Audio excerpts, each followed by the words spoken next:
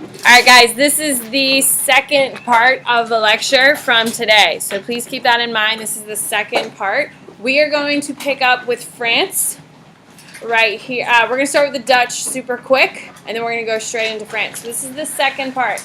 I will have more than enough time to go over all of this content that I'm going to teach you here, the last bit, and be able to do whiteboard to support that so you'll really know this stuff. I'm also going to make some annotations on my board, which has tons of photos, which I'm also posting on Plant Lectures for all of you wonderful children at home. So please make sure that you are watching my first lecture today. This is technically the second lecture of the day. Yes. There's two parts to today's lecture. You are currently living the second part. Okay? So you're going to start with the Dutch. Okay? The Dutch are the most prosperous country during the 17th century.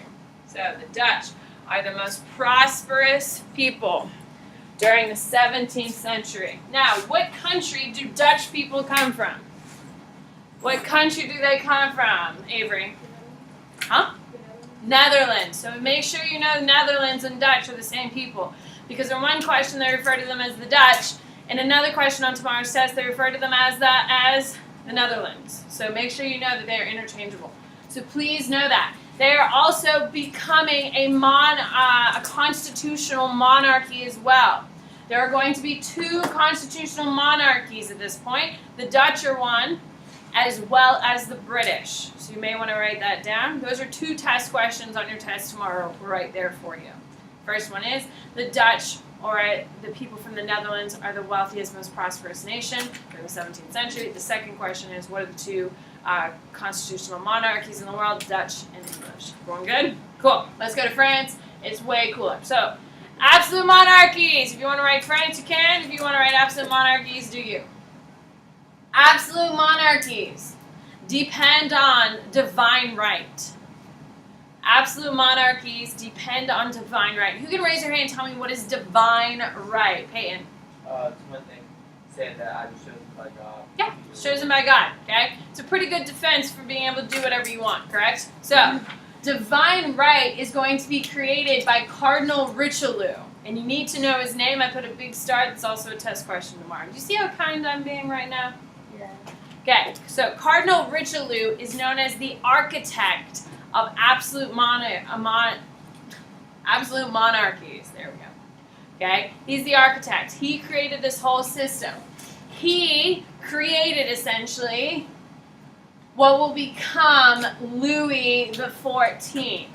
Okay, now Louis the 14th will become the most powerful king in the history of France. Cardinal Richelieu. Louis the 14th. Sure. Cardinal Richelieu is going to create absolute monarchy in France. However, it is Louis the 16th, this guy. Make sure you have the numerals correct. You need to know it's Louis the 14th, okay? He is going to be known as the Sun King. He is the perfect example of an absolute ruler. Whatever he wants, he gets. Now, he is going to live in the largest palace ever built. What is the name of that palace? Thank you. It's Versailles. Raise your hand if you've ever seen Versailles. I have. Sorry, I don't get to see much, but when I do, I get pretty excited. What, Garrett? Oh, you said Louis the 16th. Louis the 14th. Louis the 14th. Okay? So, he says, the state, that's me. Okay? That's his big quote. Okay? He builds the Palace of Versailles. Just be aware of it. I don't need all the details and all that crap. However, for the Palace of Versailles, you need to know that he forces all of his lords and nobles to live there. Why would he force all of the lords and nobles to live there? Why, Katie? So he can keep an eye on them, absolutely. Now, in Ryan's class, you're going to study Versailles. You're going to study it. His bedroom's in the center of the palace. Why? He's the center of the universe, right? He's the Sun King. He's the center of the universe. Okay? All right. Now, a couple things that you should be aware of. I go into this in detail in another place, but you need to know that Europe is turning into a states system. A state system, in parentheses, I would write modern day countries. Okay? A country is referred to as a state. Now, when we think of states, we think of like Florida, Mississippi, and Nebraska, correct? But a state is a country. So, we have a couple of things that allow states to thrive. First of all, there is a thing called the Peace of Westphalia. Okay? And that is a big deal. You're going to put a star next to it. The Peace of Westphalia states, it's the end of the 30 Years' War. It states that no country can force another country to do anything. That every state has its own sovereignty, or equal.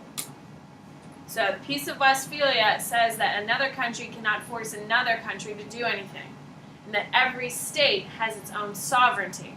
So, if Macy is our queen, okay, and Chloe is a queen of her own country, can Chloe bully Macy into doing things? No, because she's a queen, they can do whatever they want. Okay, so please keep that in mind. Alright, so you're going to write capitalism. Capitalism, here we go. So, that was France, was that Louis XIV. So you're just writing the heading now is capitalism. You need to know that capitalism is an open market where people can succeed and fail. If you have a good product, you make money. If you have a crappy product, you lose money. So it is an open market between buyers and sellers. Okay? You need to know it is decided by supply and demand. And it's created by Adam Smith. You need to know his name. It's spelled just the way you think. Adam Smith creates it, and his book is called The Wealth of Nations, and you need to know it. So you need to know that Adam Smith creates capitalism. You need to know that his book is known as The Wealth of Nations. Did he create capitalism? Yes, he did. What? What did you say about Oh, it creates prices. So if I have an item that there's not much of, but there's a lot of demand, is that going to be cheap or expensive? Yeah, If I have very few items, like my scarf, there's only 3 of these in the world, and everyone wants one, is the price going to be high or low? High. High. If there's a bajillion of these and no one wants them, is it going to be high or low? Very Low. Very low. Thank you, Richard. All right. What's the name of the book? Wealth of Nations. Okay. See, here's your Adam Smith right now. Okay, so Adam Smith, he believes capitalism will improve the world. Okay, improve society as a whole. Now later, next period 5, we're going to be comparing it to what other economic style? Communism. Communism or socialism, which is really what it is, which is written by, anyone know who created communism? Katie? What? Hitler. Karl Marx. Karl Marx. And what is the name of his book? Communist Manifesto. Very nice. So we're going to be comparing these two. Okay. By the way, so you're going to just write accomplishments. You're going to write scientific revolution. Write scientific revolution here. Okay. So scientific revolution.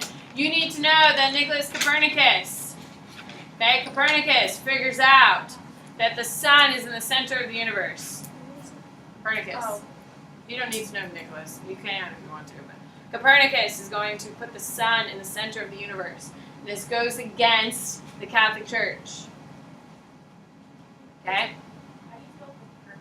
It's on the board. Vance, you're not involved. I had some first, like, second reading. It wasn't there when I asked. Okay.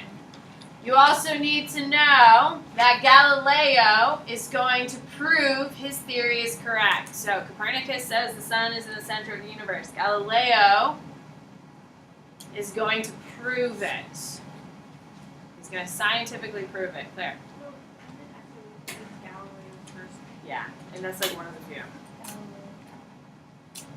Yeah, Why is there a song though? because it's a catchy name. I don't know.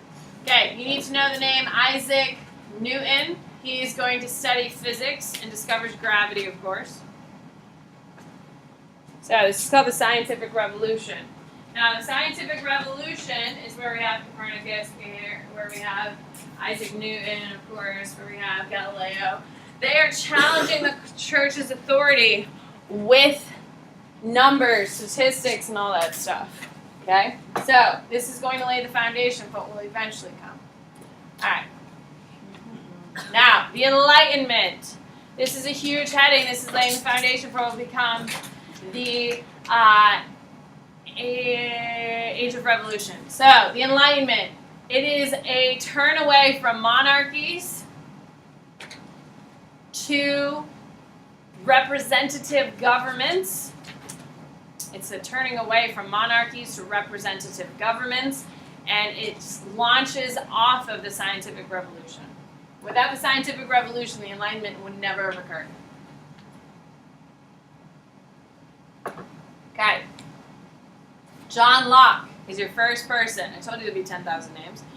John Locke believes in believes in life, liberty, and the pursuit of happiness. That's his big quote. And his natural rights is John Locke. Life, liberty, and property. Life, liberty, and property is John Locke. Montesquieu. Montesquieu believes in freedom of speech. Montesquieu believes in freedom of speech. Okay, France is at the center of all of this, by the way. Okay, Voltaire.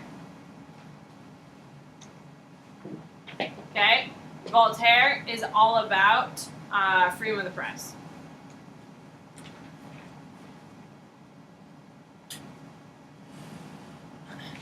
Where is it? Voltaire.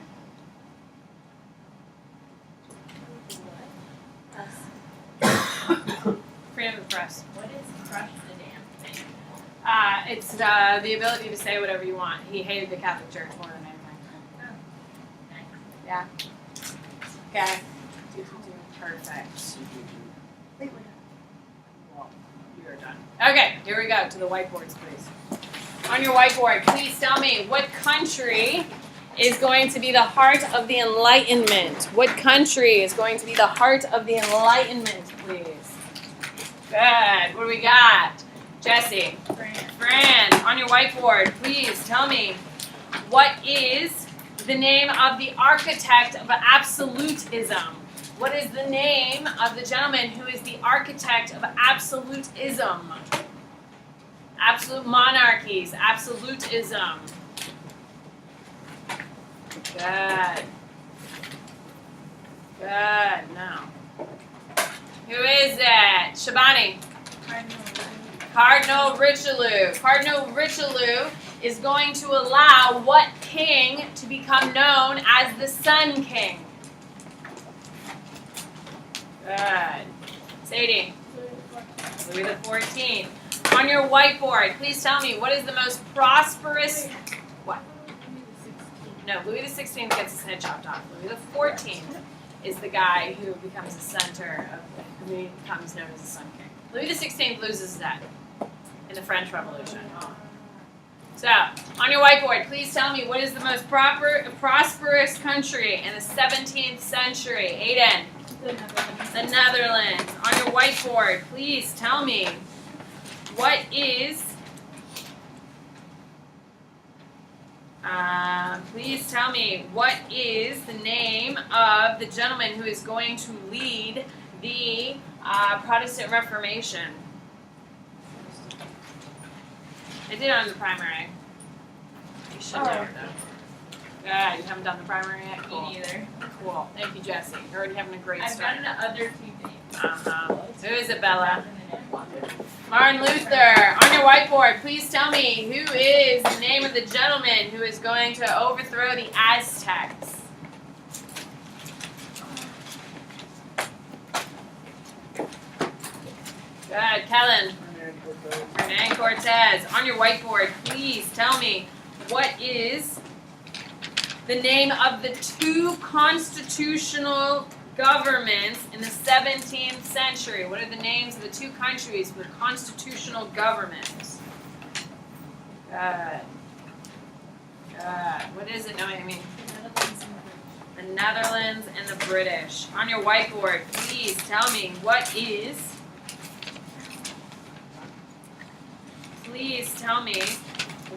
it called when there is, what is the name of the gentleman who conquered the Incans?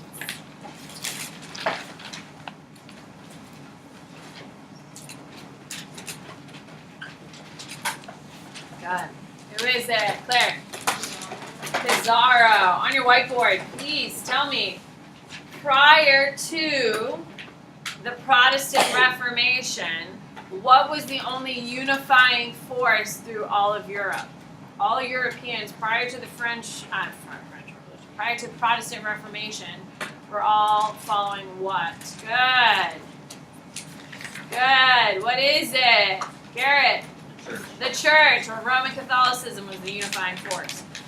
On your whiteboard, please tell me what is going to cause a decrease in population. Don't tell me smallpox. Give me what opens up that is going to decrease the American population but increase worldwide population. Good. Helen, on your whiteboard, please tell me what is going to decrease African population, although manioc is going to cause an increase in African population. Oh, that's not an answer. Good. Bella. Triangular trade. So, all right. That is it for part 2. So that is a good review. I was very generous. So, good luck.